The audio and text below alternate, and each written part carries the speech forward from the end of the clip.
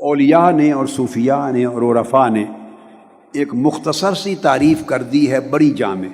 وہ کہتے ہیں کہ بندے کی زندگی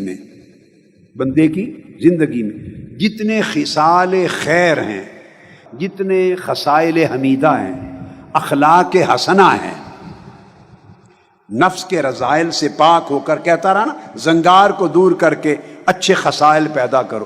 فرمایا انسان کی طبیعت میں جتنے اچھے خصائل ہیں، ان سارے خصائل کا جمع ہو جانا، اس کو ادب کہتے ہیں، اس کو ادب کہتے ہیں۔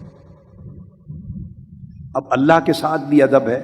ہم ادب کا ایک معنی جانتے ہیں عام طور پر کہ بزرگوں کے ساتھ، اولیاء کے ساتھ، آقا علیہ الصلوۃ والسلام کی ذات اقدس کے ساتھ، صحابہ کرام کے ساتھ، اہل بیت اطہار کے ساتھ، صالحین اور اولیاء و عارفین کے ساتھ، پھر مشائخ کے ساتھ، پھر والدین کے ساتھ، اساتذہ کے ساتھ، بڑوں کے ساتھ ادب سے پیش آنا۔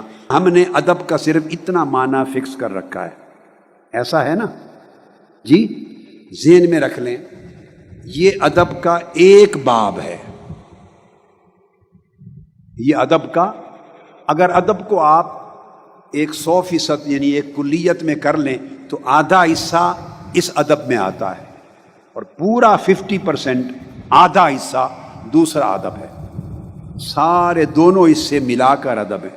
تو اللہ کے ساتھ ادب ہے، اللہ کے رسول کے ساتھ ادب ہے، صحابہ و اہل بیت اطہار کے ساتھ ادب ہے، صحابہ کرام کے ساتھ، تابعین، سلف صالحین کے ساتھ، اولیاء کاملین کے ساتھ، بزرگان دین کے ساتھ، والدین کے ساتھ، مشائخ کے ساتھ، بڑوں کے ساتھ ادب۔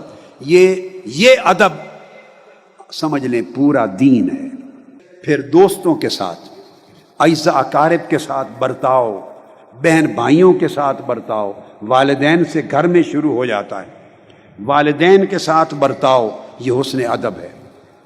جتنے بیٹے بیٹیاں چھوٹی عمر میں ہیں، نوجوان ہیں یا جوان، وہ سن لیں، ان کے ساتھ برتاؤ میں گفتگو کریں تو دھیمی آواز میں کریں، زیادہ تیز ترار ہو کے نہ کریں۔ والدین سے، ماں باپ کی ادب کریں، عزت کریں، تکریم کریں۔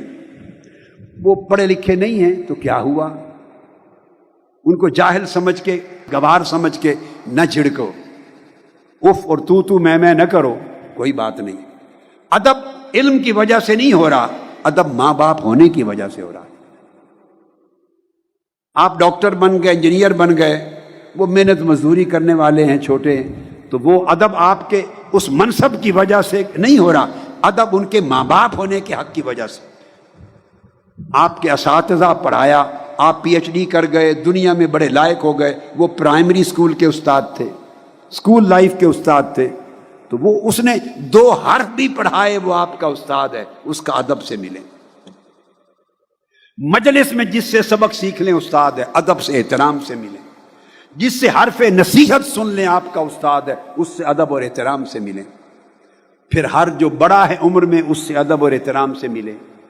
تو یہ ادب ہے۔ اسی طرح چھوٹے کا بھی ادب ہے۔ میں نے کیا کہا؟ بولیے۔ چھوٹے کا بھی ادب ہے۔ آپ پوچھیں گے جی چھوٹے کا ادب کیسے؟ اب اس تنگ معنی سے باہر نکل آئے نا۔ ادب صرف تعظیم کے معنی میں نہیں ہے۔ تو چھوٹے کا ادب کیا ہے؟ چھوٹے کا حق ہے کہ اس پہ شفقت ہو، اسے محبت دی جائے۔ چھوٹے کے لیے ادب کیا ہے؟ اس پہ شفقت کرنا، یہ بھی حسن ادب کا حصہ ہے۔ اس کو پیار دینا، اس کے اندر عزت نفس پیدا کرنا، اس کے دل کو نہ توڑنا، مگر نصیحت ہو تو حکمت کے ساتھ اسے سمجھانا، جھڑکنا دبانا نہیں کہ وہ ڈر جائے، دب جائے۔ حکمت کے ساتھ سمجھانا، پیار دینا، شفقت دینا، محبت دینا، یہ حسن ادب ہے۔ تو یہ اس کا حق، ہر حقدار کا حق خوبصورت طریقے سے ادا کرنا، اس کو ادب کہتے ہیں۔ کیا کہا میں نے؟ بولیے ایک جملہ۔ ہر حقدار کا جو حق ہے، اب جانوروں کا بھی حق ہے۔ گزر رہے تھے مولانا روم ایک گلی سے، ان کے مریدین اور تلامذہ ساتھ تھے، تو کتا سویا ہوا تھا۔ گلی تنگ تھی، گزرنے کی جگہ نہیں تھی، تو کتا سویا ہوا تھا، رات کا وقت تھا۔ تو مولانا روم رک گئے۔ مریدوں اور شاگردوں نے چاہا کہ کتے کو ٹھڈا ماریں اور اٹھا دیں۔ آپ نے کہا نہیں، اس کو نیند آئی ہے، ہماری وجہ سے اس کو بے آرام کیوں کرتے؟ وہ بھی اللہ کی مخلوق ہے، اس کو اللہ نے پیدا کیا ہے۔ اور کتوں میں ایسے کتے بھی ہیں پھر آپ کا پہرا دیتے ہیں، آپ سے وفاداری کرتے ہیں، وفاداری کرتے ہیں۔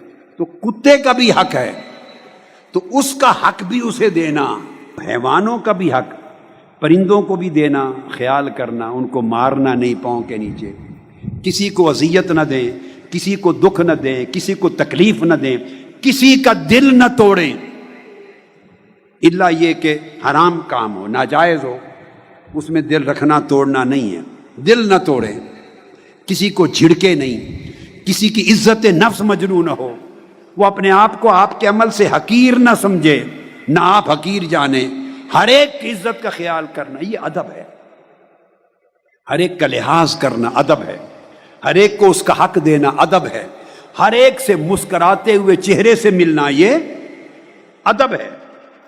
یہ معنی سمجھ میں آیا؟